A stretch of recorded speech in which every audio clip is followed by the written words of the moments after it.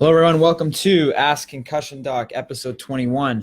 As you can see, we are in a new venue. A little change of plans, trying to get closer to the wireless router so that we don't lose signal as we have in previous episodes. Anyway, as always, I'm your host, Dr. Cameron Marshall, and today we have three questions. Two of them are actually more about rehab and treatment for persistent symptoms. And one is talking about a question we get tons of times. I actually got this last night from a parent. How many concussions is too many? So hopefully you guys learned some stuff today. So the first episode is, I actually won't even say the name, but I just got a neck massage after 2 years of concussion, and now I feel crazy sick and lightheaded. Now, if any of you have had persistent concussion symptoms and have had any type of treatment following that, particularly around the neck, and it's made you worse, there's a good reason for that. Now, it also tells you something interesting about your condition.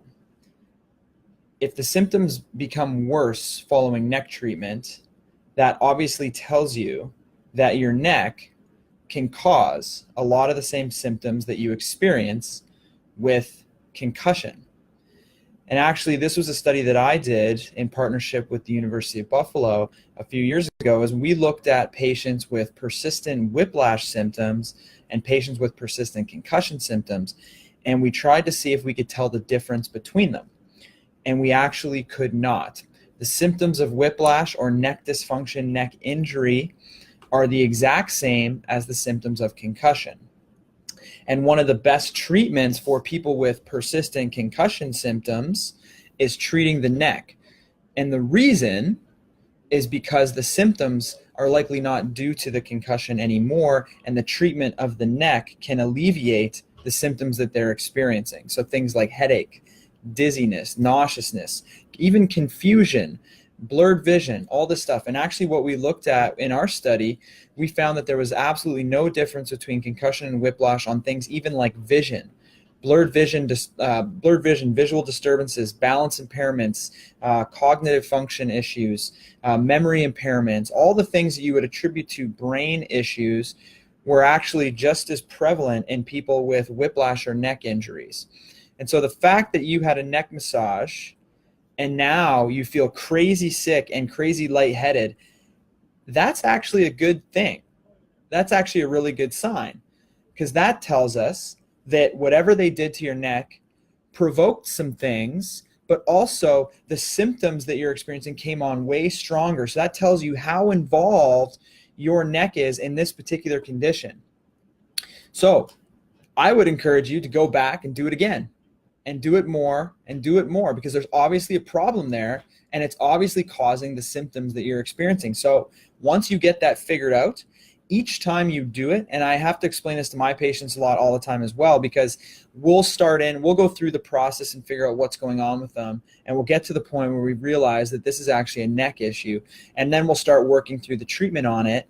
And after the first session, I'll often either get an email or a phone call being like, oh my God, I'm so much worse right now. Like, I'm so dizzy, my headache has come back, and all these things. And that's a good sign, because that tells us that just by playing with your neck, we've provoked some of the symptoms you've been experiencing, which tells us that those symptoms are actually neck-related issues. And once we kind of clean that up and get through that process, the next time I treat you, you're not as bad afterwards. The third time, the fourth time, the fifth time, now you're just building on that progress. So the fact that you had some symptom increase after that tells me that there's a big neck issue to what you're experiencing, and you should be going back for further treatments to try and release those tissues and try to help you along, because after the next one you won't be as sore and you'll actually start to improve and feel better and better and better. But it takes a few sessions of doing this. Oftentimes patients will make the mistake of stopping because it made them worse, and that is actually the wrong approach, because now you won't fix the issue that's there. And so don't be afraid, go back, continue with the treatment, I would say. Next question. How many concussions is too many concussions? This is one we get tons. Like I said, a parent asked me this last night. Their kid had had 2 previous concussions, and they were really concerned about, what happens if they get a 3rd one or a 4th one or a 5th one. And they actually have taken them out of all contact hockey out of fear of concussions and how many is too many. And the answer is that we don't really know. They used to say that if you had a certain number of concussions, like 3 or 4 concussions, then you'd be like, pulled out of sports and whatever else. But there actually isn't a magic number for people. The best way to describe this, really, as far as what we know, it seems to be more related to not the number of concussions you've had, but the recovery that you've had between each of those concussions. So I'll take this back now to some of the animal studies that have been done in this area, where they will subject a mouse or a rat to repetitive concussions to try and see, what happens at various, time points of the recovery, et cetera, et cetera. And what they find is that actually one of my favorite studies to quote on this, I think it was Meehan, and this is a few years ago, but they had 3 groups of mice, actually 4 groups of mice. First group was, let's say, a sham group that didn't have any type of impact delivered. The second group was a group that had a concussion every single day for 5 consecutive days. The next group was a group that had a concussion every single week for 5 consecutive weeks. And the third group was a group that had a concussion every single month for 5 consecutive months. Now, the recovery of a concussion in a rat from an energy deficit, concussion causes an energy deficit within the brain. For a rat, that's about a 5 to 7 day kind of process. So about that 1 week mark. For humans, it's much, much longer. It's about 3 to 6 weeks, somewhere in there. Now, what the researchers wanted to see was what the long-term effects were and also what the acute effects were. The group that had a concussion every single day for 5 days was still impaired 1 month later compared to the sham group. And then even 1 year later, that group was still impaired compared to the sham group. The group that had a concussion every single week for 5 weeks tended to be worse, but it wasn't statistically significant. The group that had a concussion every single month for 5 months was no different than a group that had never received a concussion, both at the acute stage, 1 month after their final injury, and 1 year after their final injury. So we have no acute effects. We also have no long-term effects. So it's not necessarily the number of concussions you get. It's more so what the recovery was like between each of those successive concussions. Now, if we take that and say the animal recovery is a 5-day process, the human recovery is a 3 to 6 week process, the fact that we are going through this symptom-based approach to clearing people, symptom-based approach to injury management, means that we're constantly putting athletes at risk for having subsequent concussions during that vulnerable period where those injuries can be cumulative and too close together. Right? We want to be getting closer to that, 3 to 6 week mark before we're clearing an injured athlete, rather than what we're currently doing, which is the 1 to 2 week mark. That's right in the middle of that recovery time. That is when dangerous things are happening. And that's why I think we're seeing these problems in professional sports. What I always say is, do we have a concussion problem or do we have a concussion management problem? It's my speculation that it's more a management problem. We are clearing athletes too soon. And that's why concussions are becoming a long-term problem for athletes as they go through life. So not necessarily the number of concussions you get, but what your recovery is like between each of those concussions, making sure that the athlete is fully recovered, not just from a symptom standpoint, but also from a metabolic energy deficit standpoint. This is when things like objective testing, comprehensive baselines, assessing various physical and cognitive levels can help you to understand when that person is safer to go back to their sport. Next question. How symptomatic should rehab exercises be with post-concussion syndrome? So like the first question, treatment of the neck made this person worse temporarily. right? This person should actually be going back and getting more treatment because they've actually uncovered the fact that their neck is probably contributing a lot to their symptoms.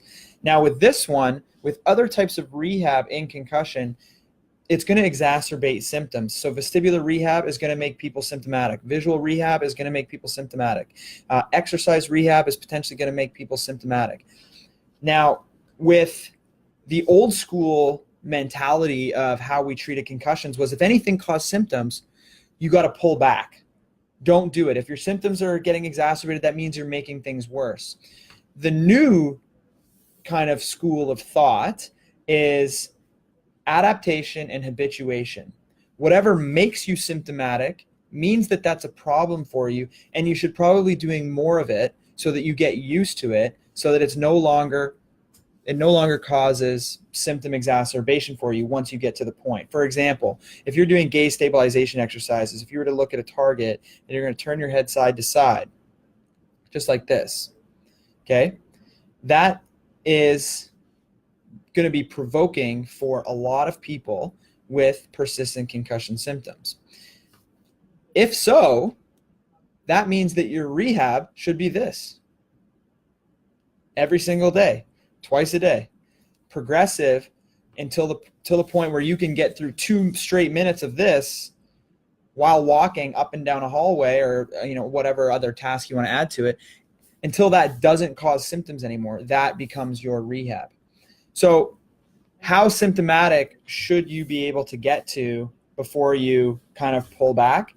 The rule of thumb is 5 out of 10. So if we're talking dizziness, you're going to do this, right? You're going to start at a lower rate and you're going to gradually increase. You're going to turn your head side to side like this while staring at a target. You're going to do that in the morning and you're going to do it at night for, let's say, 10 reps each way. Once you can get to 10 reps, then you're going to go to 15 reps. Then you're going to go 20 reps, and you're gradually going to build up till you can do 2 straight minutes.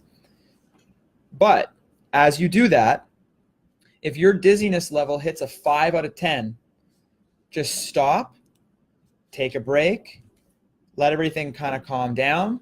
Wait till that dizziness subsides, not completely because you may be dizzy all the time, but wait till it drops down to a comfortable level, and then do it again. Feel dizzy again, goes up to a 5 out of 10, take a break, stop, wait till it subsides, and then do it again. I get dizzy when I do that, and I don't have a concussion injury. So when you have a concussion injury, this provokes a lot of things, and it's not dangerous for you. You're not making yourself worse.